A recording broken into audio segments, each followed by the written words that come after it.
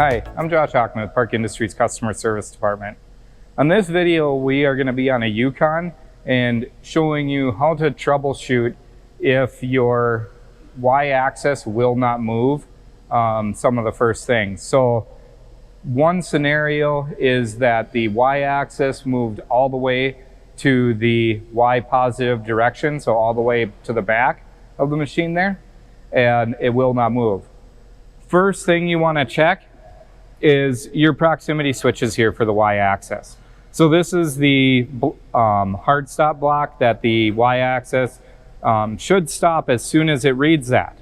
If it travels really far on, and it will depend on speed how far it travels, but you do want to make sure that it is able to read this block even at 100% coming back full speed, that it stops it before you get jammed up and end up hitting the physical hard stop, the end plate on the end of the machine. The next thing we want to look at is that our Y negative prox is lit up. So you have the lights on the prox. I would also double check the lights on the 8-port block here. And if I just flag that with a screwdriver, you can see the one light is on right now. If I put a screwdriver in front of that, you can see it shut off. So that's my positive prox. The light right next to that then is for the negative.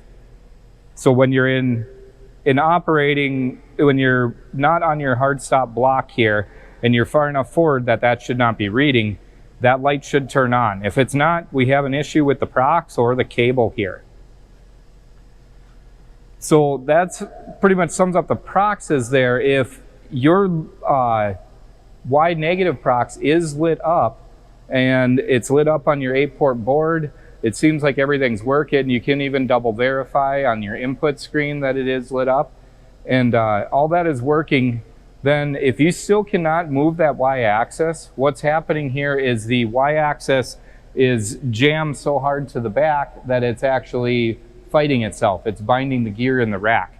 So we're just going to climb up here.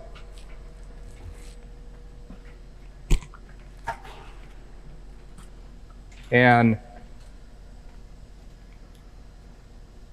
we are just going to take our screws out of our motor for our fan shroud here.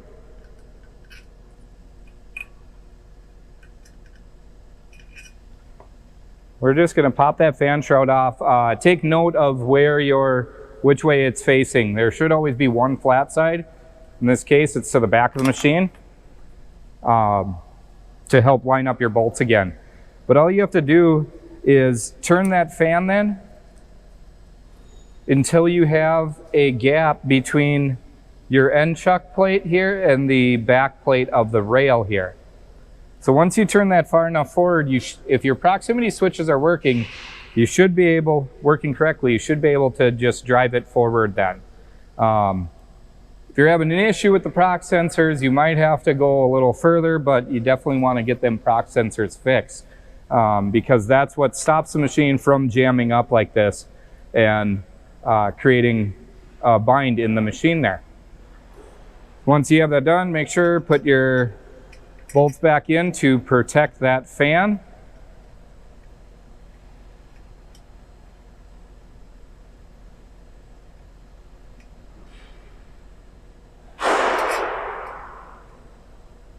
We'll get them all in, and then you should be good to go. As always, if you have any questions about this, please give our customer service department a call and we'd be glad to help. Thank you.